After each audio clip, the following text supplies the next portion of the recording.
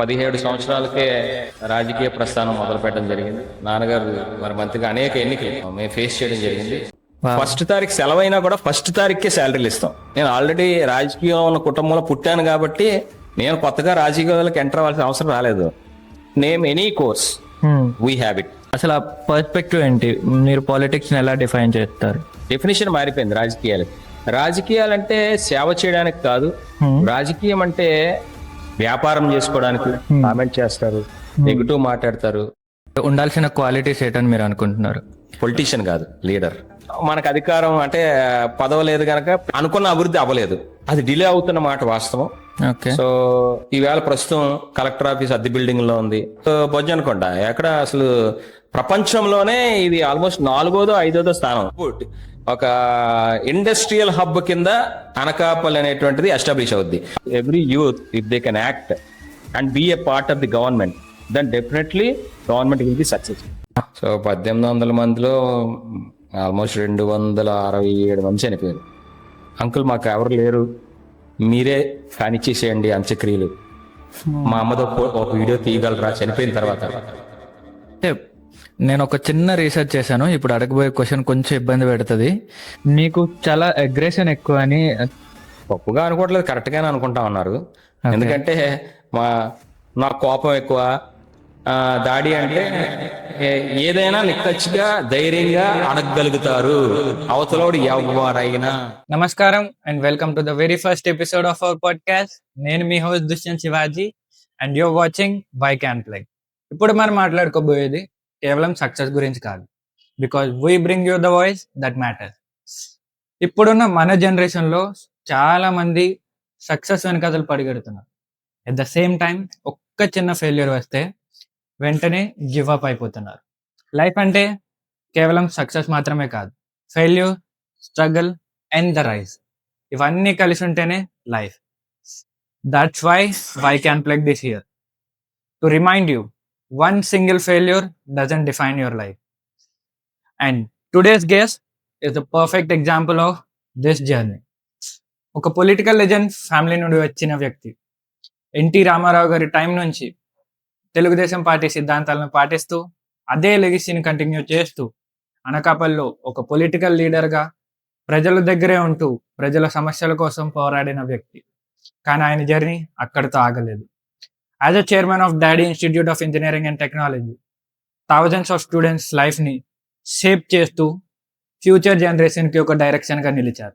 And beyond all this is a true social activities and thousands of life ని తన own మనీతో save చేస్తూ ప్రజల మనసులో ఒక గొప్ప స్థానాన్ని పొందిన వ్యక్తి. పవర్ కోసం కాదు, అనుక్షణం ప్రతి సెకండ్ ప్రజల కోసం పోరాడిన వ్యక్తి. And he is none other than Sri Dari Ratnakar garu. So without any further delay, let's start our podcast. Sir, ముందుగా మా ఆహ్వానాన్ని మన్నించి ఈరోజు మా ఎపిసోడ్కి వచ్చినందుకు చాలా చాలా thanks sir. We are really proud to have you here. So sir, before we start get into politics, మీ చైల్డ్హుడ్ గురించి ఆర్ మీ ఫ్యామిలీ గురించి అండ్ నాన్నగారితో మీకున్న బాండింగ్ గురించి ఏదైనా కొంచెం చెప్తారా? ముందుగా వైకే స్టూడియో దుష్యంత్, అట్లాగే కృష్ణ, మిగతా బృందం వారందరికి కూడా ప్రత్యేక అభినందనలు, శుభాకాంక్షలు. అట్లాగే వీక్షిస్తున్నటువంటి ప్రేక్షకులందరికీ కూడా మరొకసారి ప్రత్యేక నమస్కారాలు తెలియజేసుకుంటా ఉన్నాం. Thank you sir. నేను ముందు చిన్న వయసులోనే అంటే 17 సంవత్సరాలకే రాజకీయ ప్రస్థానం మొదలు పెట్టడం జరిగింది. ఓకే.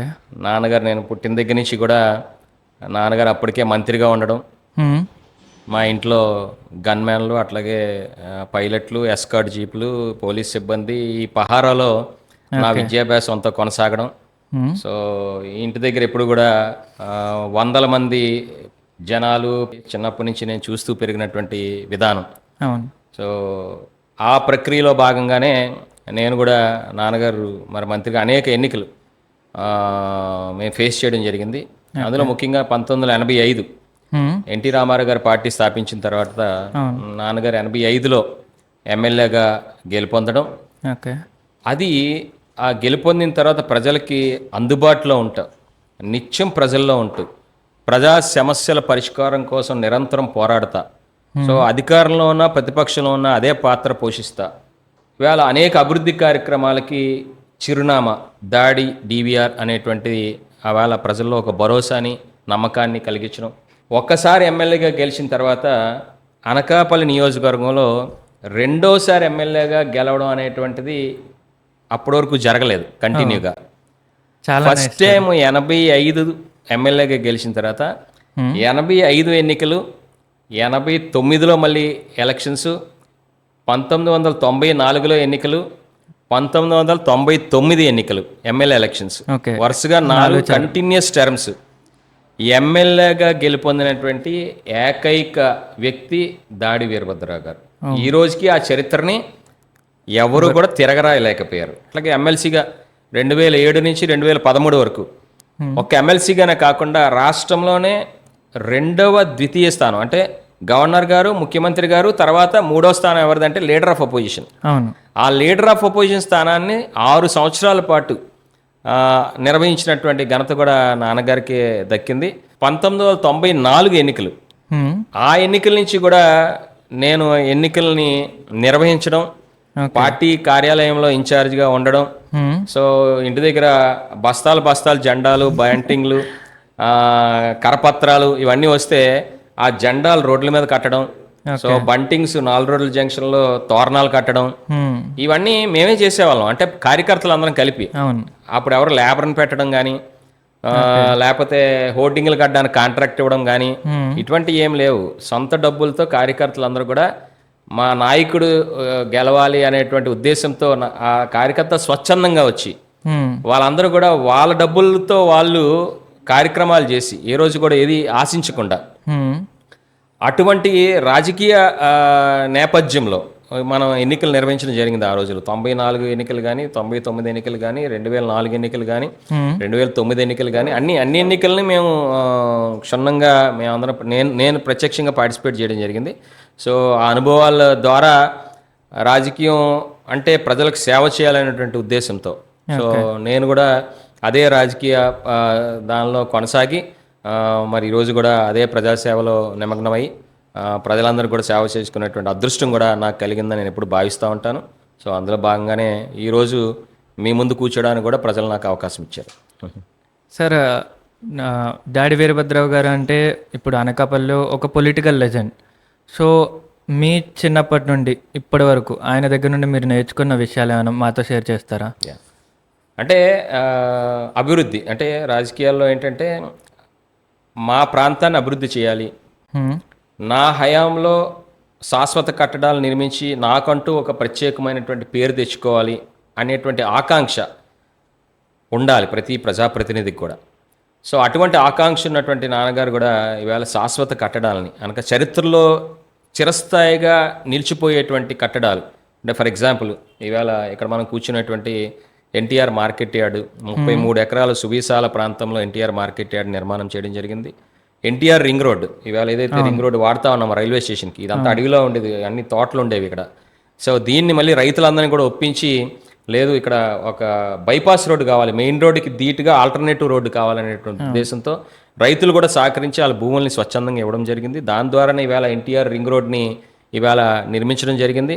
ఎన్టీఆర్ స్టేడియం ఈవేళ ప్రజలందరూ కూడా ఏకైక స్పోర్ట్స్ కాంప్లెక్స్గా అక్కడ వాకింగ్ కానీ దీనికి కానీ వాడుతున్నటువంటి ఎన్టీఆర్ స్టేడియం కూడా ఆనాడు నాన్నగారి హయాంలో నిర్మించడం జరిగింది. అలాగే ఎన్టీఆర్ హాస్పిటల్ ఈవేళ ఏదైతే జిల్లా వ్యాప్తంగా రోగులకి ఈవేళ ఆరోగ్యపరమైనటువంటి సౌకర్యాలను కల్పిస్తూ ఉందో దాన్ని కూడా ఆ రోజు మనం నిర్మించడం జరిగింది. అదే కాకుండా రావుగోపాలరావు కళాకేంద్రం, పాత బస్ స్టాండ్గా పేరుగాంచినటువంటి రావుగోపాలరావు కళాకేంద్రాన్ని కూడా సాంస్కృతిక కార్యక్రమాలకి నిలయంగా ఉండాలనే ఉద్దేశంతో రావుగోపాలరావు కళాకేంద్రం. అట్లాగే వెంకపాలెం బ్రిడ్జ్ అంటే సుమారు 12 గ్రామాలకి వర్షం వస్తే శారదా నది పొంగి ఆ గ్రామాల్లోకి వెళ్ళేవారు కాదు చాలామంది. సో అటువంటి పరిస్థితుల్లో అక్కడ ఎవరో పిల్లనిచ్చేవారు కాదు ఆడపిల్లలకి, ఎందుకంటే అక్కడ వెళ్ళడానికి దారి లేదని. అటువంటి పరిస్థితుల్లో దానికి ప్రత్యేకంగా ఒక బ్రిడ్జిని శాశ్వత ప్రాతిపదికన శారదా నదిపై వెంకపాలెం బ్రిడ్జిని కూడా ఏర్పాటు చేయడం జరిగింది. సార్, జనరల్గా ఇంట్లో అందరూ ఒక దగ్గర మీట్ అయినప్పుడు ఎటువంటి కైండ్ ఆఫ్ డిస్కషన్స్ జరుగుతాయి? అంటే పొలిటికల్ రిలేటెడ్ ఉంటుందా లేదా ఫ్యామిలీ డిస్కషన్స్ లైక్ ఎలాంటివి ఉంటాయి? ఇంటి దగ్గర డైనింగ్ టేబుల్ దగ్గర కూర్చునే పరిస్థితే రాదు మాకు. ఓకే. ఎందుకంటే నేను 7 గంటలకు ఉదయం బయలుదేరితే రాత్రి 11కి మళ్ళీ ఇంటికి వెళ్తా. ఓకే. ఈ 20 సంవత్సరాల్లో ఏ రోజు మధ్యాహ్నం ఇంటి దగ్గర భోజనం చేయలే. ఇంటికి వెళ్ళను నేను. ఓకే. సో మార్నింగ్ 7కి బయలుదేరితే మళ్ళీ నైట్ 11కే మళ్ళీ ఇంట్లోకి మళ్ళీ అడుగు పెట్టేటువంటి పరిస్థితి ఈ రోజు వరకు రాలే. ఎందుకంటే అట్లా గ్రామాల్లో తిరుగుతూ ఉంటాం, కార్యక్రమాలకు వెళ్తూ ఉంటాం. ఏమాత్రం ఖాళీ దొరికినా మా విద్యా సంస్థల్లో కూర్చొని విద్యార్థులతో మాట్లాడడానికి ఇష్టపడతా ఉంటాను. సో అందువల్ల డైనింగ్ టేబుల్ దగ్గర కూర్చునే అవకాశం లేదు. ఎందుకంటే నేను 11 గంటలకు వెళ్ళేసరికి అందరూ ఆల్మోస్ట్ పిల్లలందరూ పడుకుని పోతారు, వీళ్ళందరూ వండి అలిసిపోతారు. అందరూ కూర్చొని తినేటువంటి పరిస్థితే ఉండదు. రాజకీయాల్లో అదొక అంటే ఫ్యామిలీ పరంగా ఇది ఇబ్బందికరమైనటువంటి పరిస్థితే. ఏ రాజకీయ నాయకుడికైనా సాధారణంగా ఉంటుంది. మాకు కొద్దిగా ఎక్కువ ఉంటుంది, ఎందుకంటే ప్రజలతో ఎక్కువ మమేకం అవుతాం. మిగతా వాళ్ళు ఎంప్లాయీస్ అంటే సెలవులు తీసుకోగలుగుతారు, ఏదో ఆదివారం శనివారం అని. మాకు ఆదివారం శనివారం వస్తే ఎక్కువ కార్యక్రమాలు ఉంటాయి. మిగతా రోజులు ఒక ఫంక్షన్కి వెళ్ళి ఒక ఫంక్షన్కి వెళ్ళకపోతే ఇబ్బంది. సో అందువల్ల మాకు సెలవులు తీసుకోవడానికి అవ్వదు మాకు కావాల్సినప్పుడు. ఉదాహరణకి మా అబ్బాయి ఫస్ట్ బర్త్డేకి నేను లేను, మా అబ్బాయి సెకండ్ బర్త్డేకి నేను లేను, మా అబ్బాయి 3వ బర్త్డేకి రాను. మా ఆవిడ వెళ్ళి నాతో 3 వారాలు మాట్లాడలేదు. అంటే మీ అబ్బాయి బర్త్డే కూడా మీరు ఉండరా అని. అంటే మనం ఏం చేయలేని పరిస్థితి. సడన్గా ముఖ్యమంత్రి గారి పర్యటన ఉంటుంది, లేకపోతే ఏ మంత్రులు వస్తారు, వాళ్ళతో పాటు వెళ్ళాలి, వాళ్ళతో పాటు భోజనం చేయాలి. సో అందువల్ల ఫ్యామిలీ లైఫ్ కొంత ఇబ్బందికర పరిస్థితే. అయితే అదృష్టవశాత్తు వాళ్ళు అర్థం చేసుకునేటువంటి వాళ్ళు దొరకడంతో నాకు మా భార్య అచ్చుత కానీ పిల్లలు కానీ వాళ్ళు కూడా సహకరిస్తారు. సో పర్లేదు నాన్న నువ్వు వెళ్ళి చూసుకోని మా పిల్లలు కూడా అంటారు. మా ఆవిడ కూడా నాకు తెలిసిందే కదా, పర్లేదు మీరు ఎక్కడో బయట కార్యక్రమాలు చూసుకొని నిదానంగా రండి అని రాత్రి వరకు వెయిట్ చేస్తూ ఉంటుంది. కాబట్టి ఆ ఇబ్బంది అయితే నాకు ఫ్యామిలీ పరంగా లేదు, వాళ్ళు కూడా కోఆపరేటివ్గా ఉంటారు. సో నాకు సహకరిస్తూ ఉంటారు. సార్ జనరల్గా మీ డైలీ రొటీన్ ఎలా ఉంటుంది?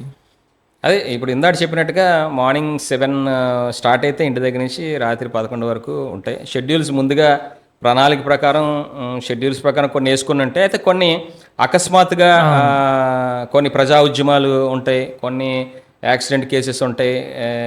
ఆ టైంలో మా షెడ్యూల్స్కి విరుద్ధంగా మేము కూడా వాళ్ళ వెనకాతలు పరిగెత్తాల్సిన అవసరం, హాస్పిటల్స్ వెనకాల తిరగాలి, పోలీస్ స్టేషన్కి వెళ్ళాల్సిన అవసరం ఉంటుంది. ఎప్పటికప్పుడు నిమగ్నమై ఉంటాను. ఎక్కడ నాకు ఖాళీ దొరికే నేను కూడా అదే ఇష్టపడతాను, ఖాళీగా ఉండడానికి ఇష్టపడను. సో ఇది నా రోజువారీ కార్యక్రమం. కావాలంటే మీరు కూడా నాతో పాటు ఒక రోజు రావచ్చు. ఓకే సార్, తప్పకుండా. సార్ మీరు ఒక కంప్యూటర్ సైన్స్ బ్యాక్గ్రౌండ్ అని విన్నాను. సో ఒక కంప్యూటర్ సైన్స్ బ్యాక్గ్రౌండ్ నుండి ఇలా సోషల్ సర్వీస్ ఆర్ పాలిటిక్స్లోకి రావడానికి అంటే మీ ఇనిషియల్ థాట్స్ ఏంటి? నేను master of computer applications MCA అండి. ఓకే. సో నా కంప్యూటర్ బ్యాక్గ్రౌండ్, నా నాలెడ్జ్ కూడా ఇటు పాలిటిక్స్లోని అటు ఎడ్యుకేషన్ ఇన్స్టిట్యూషన్స్ నడపడంలో కూడా పూర్తి స్థాయిలో, ముఖ్యంగా automation of governance. Okay. So Chandrababu Naidu గారు ఏ విధంగా ఈ గవర్నెన్స్ అని మొదలుపెట్టారో ఆ విధంగా నా గవర్నెన్స్ అంతా కూడా ఆల్మోస్ట్ ఈ గవర్నెన్స్ అంటే మెయిల్స్ ద్వారానే ఉంటుంది తప్ప ఎక్కడో కూడా నాతో ప్రత్యక్షంగా మాట్లాడాలి, వెళ్ళి పేపర్ మీద సంతకం తీసుకోవాలి అనేటువంటి ప్రక్రియ నా కాలేజీలో ఎక్కడో కూడా ఉండదు.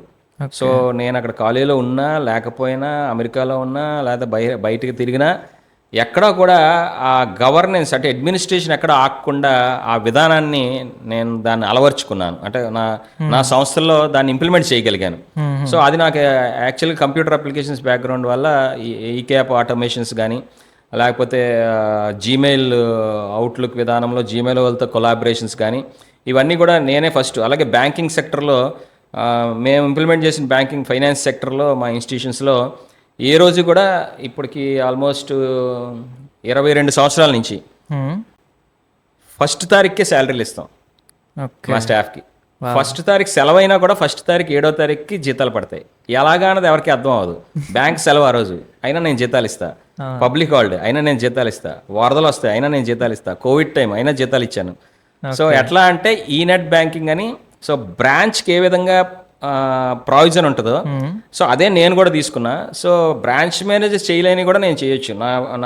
నా ల్యాప్టాప్ నుంచి నేను ఏ ట్రాన్సాక్షన్ అయినా అన్లిమిటెడ్ ట్రాన్సాక్షన్స్, నేను any holidays irrespective of holidays నేను ఏ ట్రాన్సాక్షన్ అయినా చేయొచ్చు. ఈవెన్ రాజకీయాల్లో కూడా మా వాళ్ళకి అలవాటు చేస్తా ఉన్నాం. అంటే టెలికాన్ఫరెన్సింగ్ విధానం కానీ, మా కార్యకర్తలు అందరూ ఇదివరకు ఏంటంటే అందరూ ఇప్పటికి కూడా కీప్యాడ్ ఫోన్స్ వాడుతూ ఉంటారు. వాట్సాప్లో మెసేజ్ పెడితే చూడరు చాలామంది, అర్థం కాదు కూడా. సో అందుకని వాళ్ళని మళ్ళీ డిస్ట్రిబ్యూట్ చేసి వాళ్ళకి ఎస్ఎంఎస్లు పంపడం. కీప్యాడ్ ఫోన్ ఉన్న వాళ్ళందరూ ఎవరు వాళ్ళకి ఎస్ఎంఎస్ పంపుతాం, అది కూడా ఇందులో తెలుగులో పంపాలి. సో ఆ తెలుగు సాఫ్ట్వేర్ అందులో ఉండాలి.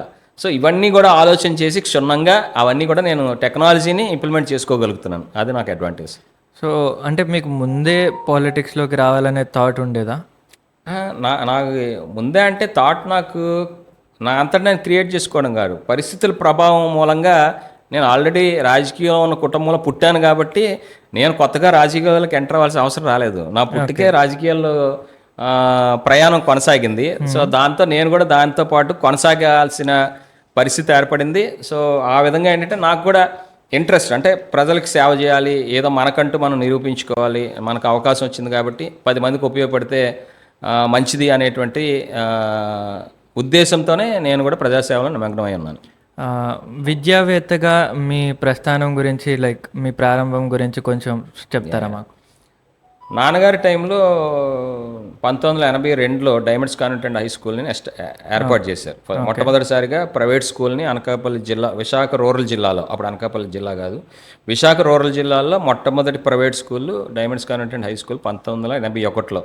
ఓకే. సో దాని తర్వాత doctor Sarvepalli Radhakrishnan junior college, దాని తర్వాత అంటే only intermediate MPC BiPC MEC సిఈసీలు.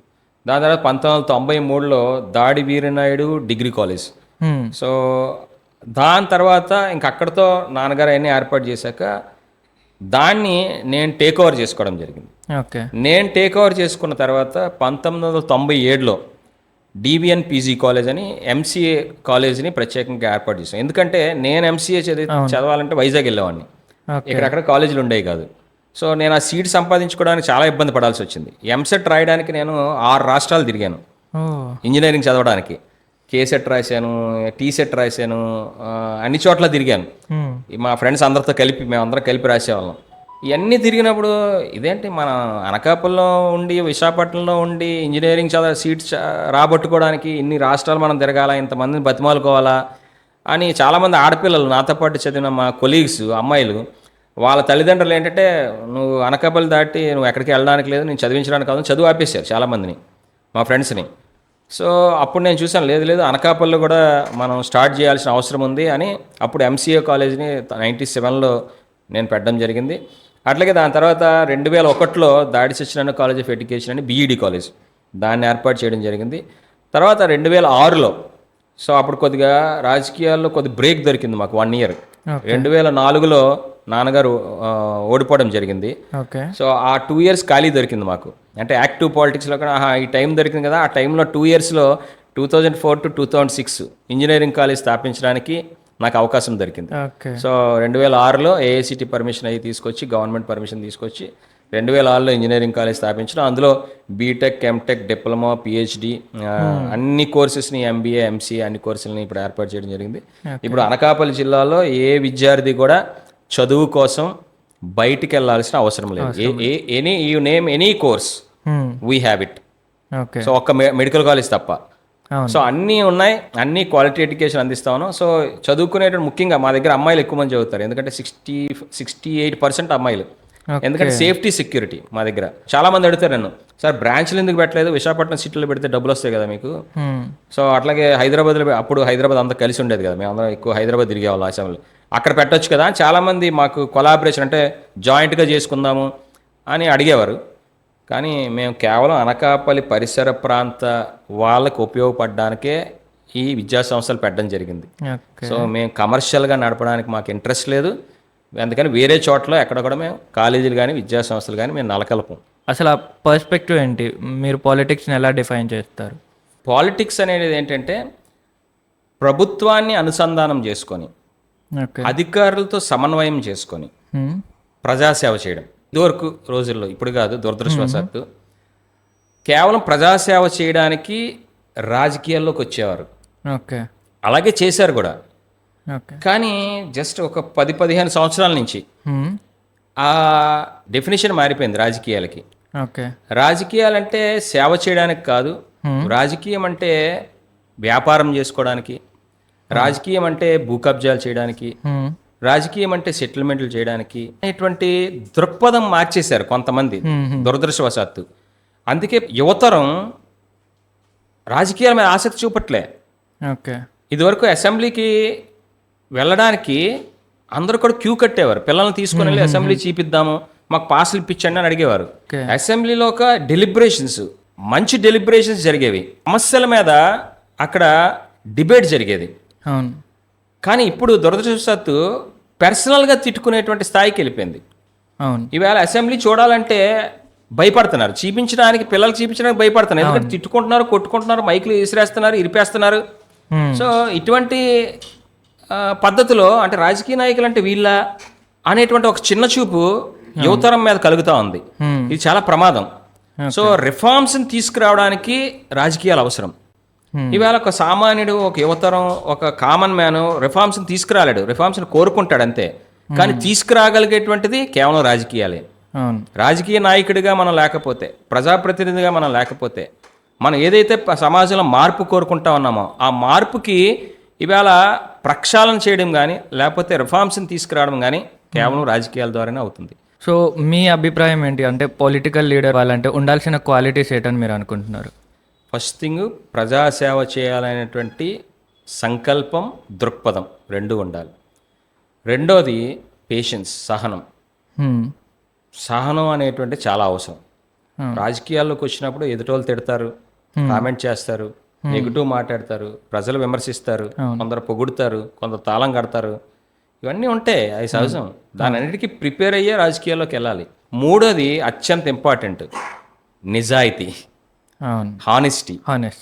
ఆ నిజాయితీగా మనం ప్రజాసేవ చేయాలి. అంతేగాని డబ్బులు ఎక్స్పెక్ట్ చేసో, ఆర్థికంగా వాళ్ళ దగ్గర నుంచి ఎంతో కొంత డబ్బులు తీసుకుందామనో, లేకపోతే మనం ఇచ్చే కాంట్రాక్ట్లో కమిషన్ తీసుకుందామనో, లేకపోతే వ్యాపారాలు చేద్దామనో ఎట్టి పరిస్థితుల్లో కూడా ఆ ప్రజాసేవ చేసే వాళ్ళకు ఉండకూడదు.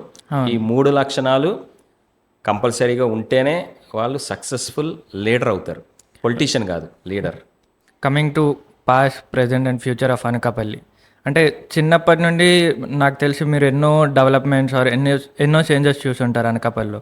సో ఎట్ ప్రెజెంట్ అనకాపల్లి ఎలా ఉంది అండ్ ఇన్ ఫ్యూచర్లో ఎలా ఉంటుంది అనేది కొంచెం చెప్తారా? జిల్లా కింద ఎమర్జ్ అయిన తర్వాత ఆ రకమైనటువంటి అభివృద్ధి మనం చేసుకోవాలి. కానీ అది డిలే అవుతున్న మాట వాస్తవం.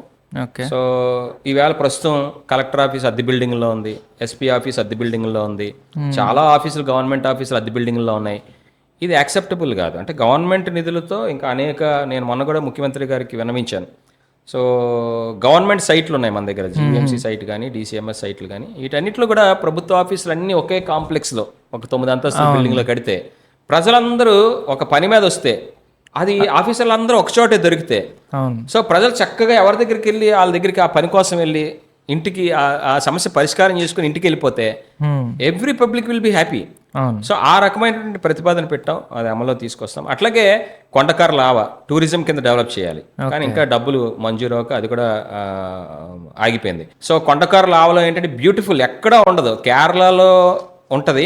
మళ్ళీ కొండకర్ల ఆవలో మీకు ఆ తామర పువ్వులు ఉండేటువంటి ఒక నది, దానిలో లేక్లో బోట్ షికార్ అనేటువంటిది ఎక్కడా ఉండదు. సో అదొక యునిక్ ఫీచర్, దాన్ని ఇంకా మనం డెవలప్ చేసుకోవాలి. అట్లాగే అనకాపల్లి బొజ్జనకొండ, ఏన్షియంట్ బొజ్జనకొండ, ఎక్కడ అసలు ప్రపంచంలోనే ఇది ఆల్మోస్ట్ 4వ 5వ స్థానం, కానీ మన వాళ్ళు ఎవరో గుర్తించరు. మన అనకాపల్లి వాళ్ళు ఎవరు వెళ్ళారు అంటే బయట నుంచి వస్తూ ఉంటారు, ఎక్కడ నేపాల్ నుంచి, చైనా నుంచి మాంక్స్ వస్తూ ఉంటారు. కానీ మన అనకాపల్లి ప్రజలు బొజ్జనకొండలో ఏముందో తెలియదు. దాన్ని కూడా మనం ప్రమోట్ చేయాలి, ప్రమోట్ చేసి అక్కడ ఇమ్యూనిటీస్ క్రియేట్ చేయాలి, సౌకర్యాలు క్రియేట్ చేయాలి. సో అట్లాగే పార్క్స్ ఎస్టాబ్లిష్ చేయాలి. సో ఒక మంచి పార్క్ అంటే ఎవరైనా వచ్చి ఫ్యామిలీతో పాటు వెళ్ళి అక్కడ ఒక 1-2 గంటలు స్పేర్ చేద్దామంటే అనకాపల్లిలో ఏది? సో ఉన్నాయి, కానీ దాని డెవలప్మెంట్ లేదు. సో శారదా అనేది ఉంది మనకి, బ్యూటిఫుల్గా బండ్, ట్యాంక్ బండ్ అంటాము, ఆ బండ్ని డెవలప్ చేయొచ్చు. సో అక్కడ పిల్లలు సేఫ్టీని ఏర్పాటు చేసి, పిల్లలకి కూడా రిక్రియేషన్ పాయింట్స్ ఏర్పాటు చేసి అవన్నీ ప్లాన్ చేస్తున్నాము, ఉన్నాయి. బట్ మన ప్రత్యక్షంగా మనకు అధికారం అంటే పదవి లేదు కనుక ప్రత్యక్షంగా చేయలేము, బట్ పరోక్షంగా ఇవాళ ప్రభుత్వంలో ఉన్నాం కాబట్టి ప్రయత్నం చేస్తా ఉన్నాం నిరంతరం కూడా. అనకాపల్లి ఇంకా చాలా అభివృద్ధికి ఆస్కారం ఉంది, అనుకున్న అభివృద్ధి అవ్వలేదు నిజం చెప్పాలంటే. సో అది మేము కూడా ఫైట్ చేస్తా ఉన్నాం. ఇవాళ లక్కీగా లోకేష్ గారి చల్ల వల్ల, చంద్రబాబు నాయుడు గారి చల్ల వల్ల నిన్న మనం చూసాం Arcelor Mittal Nippon steel plant నక్కపల్లిలో భూమి పూజ చేసాం. అది సుమారు 75,000 కోట్ల రూపాయలతో ఫస్ట్ ఫేజ్లో 8.2 మిలియన్ మెట్రిక్ టన్స్ కెపాసిటీతో రేపు ప్రొడక్షన్ రాబోతా ఉంది. అది కూడా షార్ట్ టైంలో, టూ ఇయర్స్ టైంలోనే. ఓకే. సో సెకండ్ ఫేజ్లో ప్రపంచంలోనే అతిపెద్ద స్టీల్ ప్లాంట్గా అవతరించబోతా ఉంది. ఎట్లా అంటే 18.2 మిలియన్ టన్స్ మెట్రిక్ టన్తో స్టీల్ని ప్రొడ్యూస్ చేయబోతా ఉన్నాం. సో ఇక్కడ నక్కపల్లిలో. So one of the biggest steel plant not only in India but in entire country, entire globe. For that Anakapalle will be popular across the globe. Yes. So after that erection of steel plant and functioning of steel plant, definitely we have largest scope and we have bark coming in. అంటే బాబా atomic research centre రాబోతా ఉంది 2,000 ఎకరాల్లో. So అదేవిధంగా అచ్యుతాపురంలో సెజ్లో మనకి ఇప్పటికే బ్రాండిక్స్ 22,000 మంది మహిళలకి ఈవేళ ఉపాధి కల్పన కల్పిస్తూ ఉన్నారు. ఇలా అనేక కంపెనీలు రాబోతా ఉన్నాయి. ముందు రోజున అనకాపల్లి ఒక హబ్, ఒక ఇండస్ట్రియల్ హబ్ కింద అనకాపల్లి అనేటువంటిది ఎస్టాబ్లిష్ అవుద్ది. ఫైనాన్షియల్ క్యాపిటల్ కింద విశాఖపట్నం ఏ విధంగా అయితే డిక్లేర్ చేశారో ఇండస్ట్రియల్ హబ్గా అనకాపల్లి డిక్లేర్ అవబోతా ఉంది. రియల్లీ చాలా ఎక్సైటింగ్గా ఉంది సార్ అనకాపల్లి డెవలప్మెంట్స్ గురించి మీరు చెప్తా ఉంటే. ఆల్రెడీ మీరు అనకాపల్లిలో జరగబోయే డెవలప్మెంట్స్ గురించి మాట్లాడుకున్నాం. బట్ ఆ డెవలప్మెంట్ జరగాలి అంటే అనకాపల్లి ప్రజల్లో ఎలాంటి మార్పులు వస్తే బెటర్ అంటారు? ఎగ్జాక్ట్లీ. ఏదైనా అభివృద్ధి జరగాలంటే ప్రజల తాలూకా సహకారం కూడా ఉండాలి. కేవలం ఒక ప్రజాప్రతినిధి, ఒక ఎమ్మెల్యే, ఎంపీ ఒక్కరే అనుకుంటే అయిపోదు అభివృద్ధి. So it is a collective efforts of the people in that particular area. ఏదైనా సరే ఆ ప్రాంతం, ఆ వీధి, ఆ ఊరు డెవలప్ అవ్వాలంటే ఆ ఊరి ప్రజలు, ఆ వీధిలో ఉన్న ప్రజలు అందరూ కూడా సహకరించాలి. సో వాళ్ళకు కూడా మా ప్రాంతాన్ని అభివృద్ధి చేసుకోవాలనేటువంటి ఆకాంక్ష, ఆశయం, దృక్పథం ఉండాలి. సో మీరు చేసిన యాక్టివిటీస్లో మీకు బాగా నచ్చింది, బెస్ట్ ఇంపాక్ట్ ఇచ్చింది అనేది ఏదైనా ఒకటి మాతో షేర్ చేసుకో. ముఖ్యంగా ప్రపంచంలోనే పెద్ద పాండమిక్ కోవిడ్. అవును. సో కోవిడ్ 2 years ఆల్మోస్ట్ మన దేశ ప్రజలు, ప్రపంచం అంతా ఇబ్బంది పడ్డారు. ఆ సమయంలో అనకాపల్లిలో చాలా, అంటే నా లైఫ్లో మెమరబుల్ సర్వీస్ ఏమైనా చేశాను అంటే హయ్యెస్ట్ సర్వీసు కోవిడ్ పీరియడ్లో చేశాను. సో ఆ టైంలో ఏంటంటే quarantine centres. So government polytechnic కాలేజ్లో క్వారంటైన్ సెంటర్ పెట్టాను. జేఎల్ హై స్కూల్లో క్వారంటైన్ సెంటర్ పెట్టాను. సో సుమారు 600 మందిని ఇక్కడ గవర్నమెంట్ పాలిటెక్నిక్ కాలేజ్లో 600 మందిని ప్రతిరోజు క్వారంటైన్ కింద 14 రోజులు ప్రతి ఒక్కరు ఉండాలి కదా వస్తే.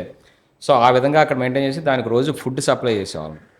సో అలాగే ఫ్రీ మెడిసిన్స్, అందరి కిట్, ఒక కిట్ని అందరికీ పెట్టి దాన్ని చేసేవాళ్ళం. సో వైల్స్ ఏవైతే అప్పుడు దొరికేవి కాదో అవన్నీ కూడా స్టాక్ మెయింటైన్ చేసుకొని రోజుకి 100 వైల్స్ వైజాగ్ నుంచి ప్రత్యేకమైన కారు పెట్టి వైజాగ్ డిఎంహెచ్ఓ ఆఫీస్ నుంచి రోజు 100 వైల్స్ని ఇక్కడ తీసుకొచ్చి ఎన్టీఆర్ హాస్పిటల్లో పెట్టాం. సో ఆక్సిజన్ బ్యాంక్ని అనకాపల్లి హాస్పిటల్లో ఫస్ట్ టైం అక్కడ ఏర్పాటు చేసి రోజుకి 70 మందికి ఆక్సిజన్ బెడ్స్ని ఏర్పాటు చేసాం. 70 మందికి ఆక్సిజన్ సరిపడా. కానీ పెద్ద టెన్షన్ ఏంటంటే ఆ రోజుల్లో ఆ 70 మంది మనం, అంటే మీకు తెలుసు కదా ఆక్సిజన్ 1 minute ఆక్సిజన్ ఆగిపోతే చనిపోతారు వాళ్ళు. 70 మంది బెడ్స్ ఏర్పాటు చేస్తాం కానీ ఆక్సిజన్ దొరికేది ఎవ్రీ డే ఒక ట్యాంకర్ రావాలి మాకు. ఆక్సిజన్ ఆ 70 మందికి సరిపడా ఆక్సిజన్ కావాలి అంటే ఒక ట్యాంకర్, ఆక్సిజన్ ట్యాంకర్, అది స్టీల్ ప్లాంట్లో సప్లై చేసేవారు మాకు. స్టీల్ ప్లాంట్ దగ్గర సుమారు 80 ట్యాంకర్లు వెయిట్ చేసేవి అన్ని హాస్పిటల్స్కి.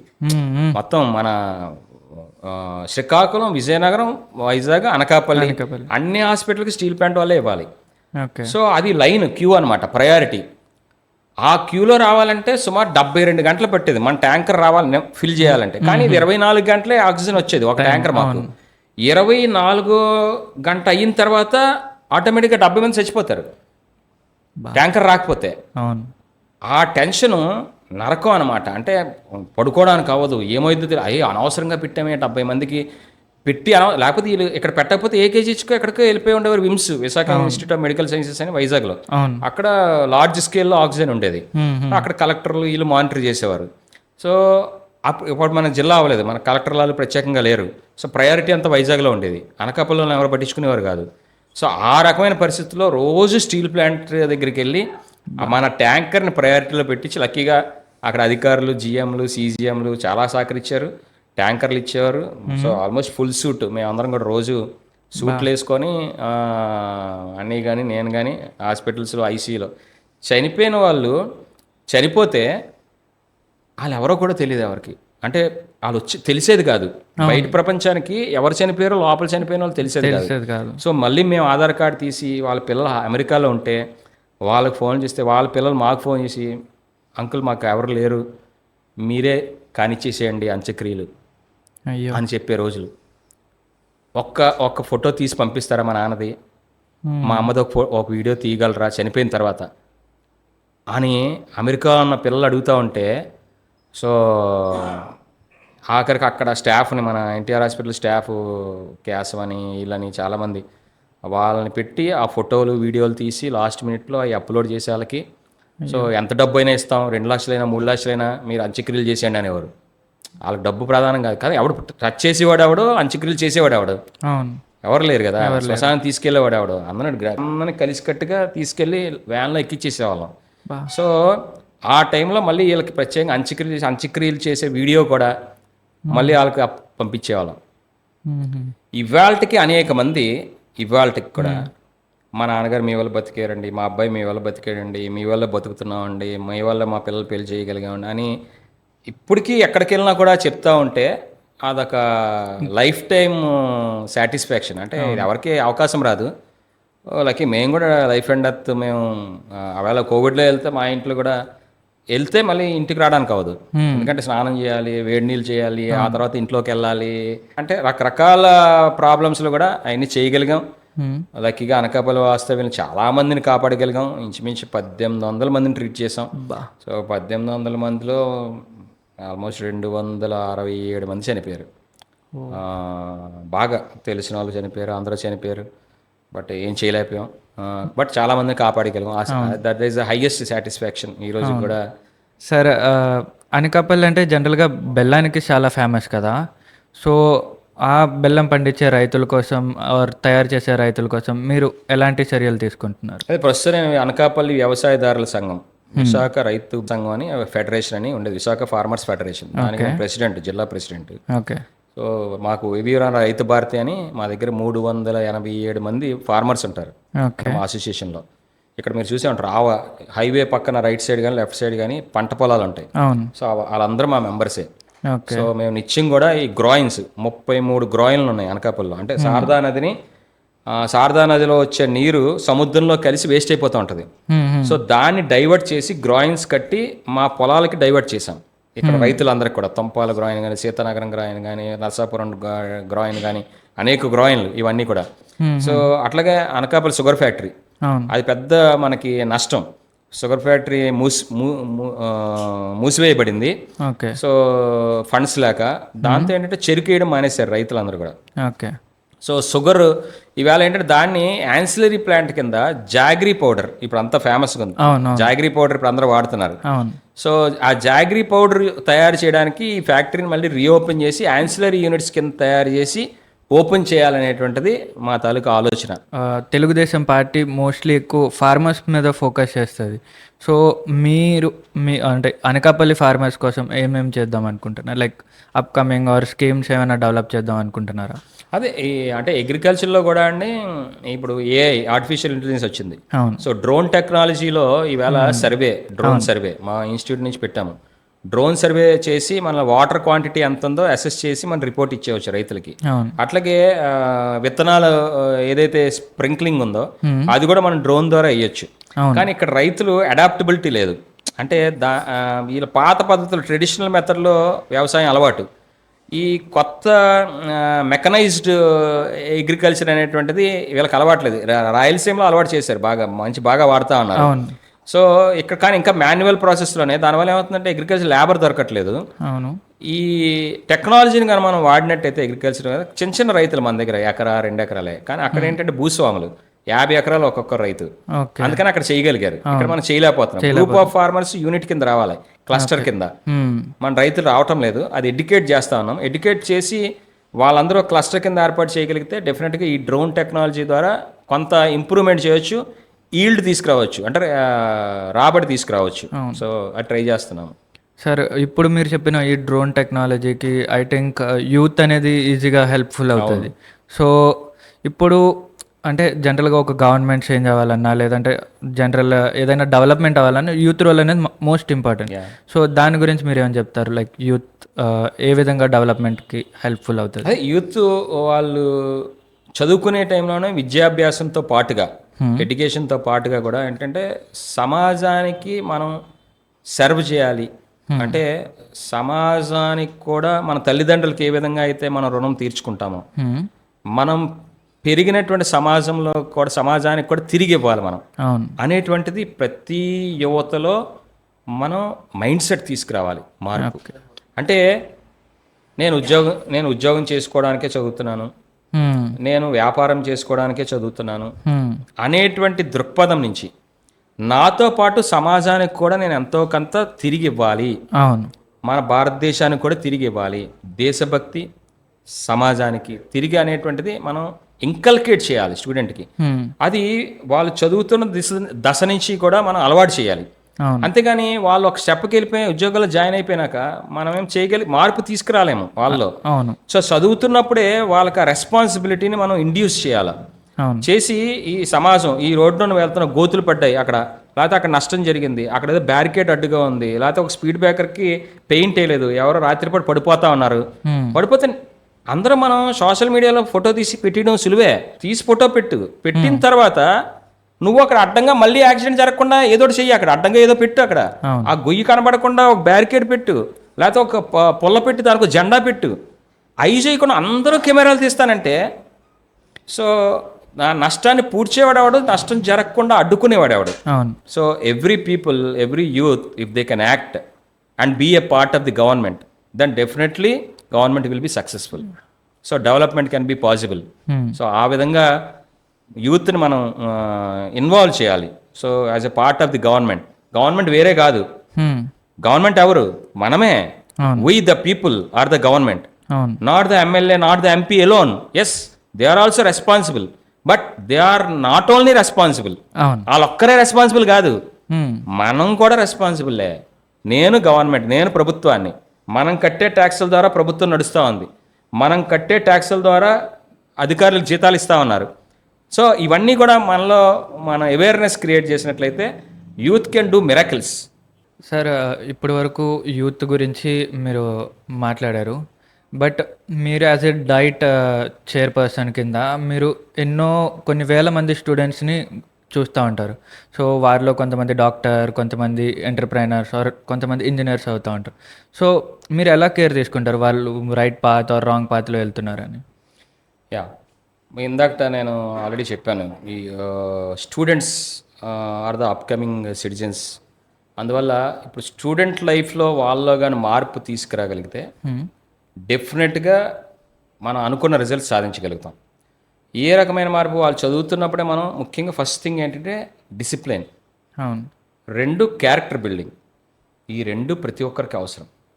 ఈ రెండు లేకుండా ఎంత పెద్ద చదువులు చదివినా, వాళ్ళు పిహెచ్డి అవ్వచ్చు, డాక్టరేట్ అవ్వచ్చు, ప్రొఫెసర్ అవ్వచ్చు, విలువ లేదు.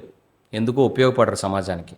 ఎప్పుడైనా ఒకటే అండి, ఉద్యోగం లేకపోయినా పర్లేదు, వ్యాపారం పెట్టకపోయినా పర్లేదు, చదువు రాకపోయినా పర్లేదు, డిగ్రీ అందకపోయినా, కానీ డిసిప్లిన్. సమాజానికి హాని చేయకూడదు, పక్కవాడికి హాని చేయకూడదు. అది ఎప్పుడు కూడా మైండ్ సెట్లో గుర్తుపెట్టుకోవాలి. Thank you sir. అంటే లైక్ స్టూడెంట్ అనేవాడు ఎలా ఉండాలి, వాళ్ళు ఏం చేంజెస్ రావాలి అనేది చెప్పినందుకు చాలా చాలా థ్యాంక్స్ సార్. అంటే నేను ఒక చిన్న రీసెర్చ్ చేశాను, ఇప్పుడు అడగబోయే క్వశ్చన్ కొంచెం ఇబ్బంది పెడుతుంది. లైక్ మీకు చాలా అగ్రెషన్ ఎక్కువ అని జనాలు తప్పుగా అనుకుంటున్నారు. సో దాని గురించి మీరు ఏమంటారు? తప్పుగా అనుకోవట్లేదు, కరెక్ట్గానే అనుకుంటా ఉన్నారు. ఎందుకంటే నాకు కోపం ఎక్కువ, అధికారుల మీద ఎక్కువ కోపపడుతూ ఉంటాము. సో ఇవన్నీ బయట చూస్తూ ఉంటారు, జనం చూస్తారు కదా, సోషల్ మీడియాలో వస్తూ ఉంటుంది, ఎవరొకరు చెప్తూ ఉంటారు ఇవన్నీ కూడా. సో ఇందులో కారణం ఏంటంటే ఒకటే, అధికారులు, ప్రభుత్వం అనేటువంటిది ప్రజలకు సేవ చేయడానికి, మన తాలూకా బేసిక్ ఎమ్యూనిటీస్ని ప్రొవైడ్ చేయడానికి ఉన్నారు. వాళ్ళు జీతం తీసుకుంటా ఉన్నారు, వాళ్ళు వాళ్ళ విధుల్ని నిర్వర్తించాల్సినటువంటి అవసరం, బాధ్యత ఉంది. ఆ బాధ్యతలను విస్మరించినప్పుడు, ఆ బాధ్యతలు వాళ్ళు చేపట్టలేనప్పుడు, నేను అయితే బహిరంగ అడుగుతాను, నేను ఎందుకు మీరు మీ పని చేయట్లేదు అనేటువంటిది. అది దానివల్ల ఏంటంటే మనం ఏదో అగ్రెసివ్గా ఉన్నాము అనేటువంటిది కనిపిస్తూ ఉంటుంది. బట్ ఏ అగ్రెషన్ అయినా ప్రజా సమస్యలు పరిష్కారం చేయడం కొరకే. నాకంటూ సెల్ఫ్ ఎజెండా లేదు.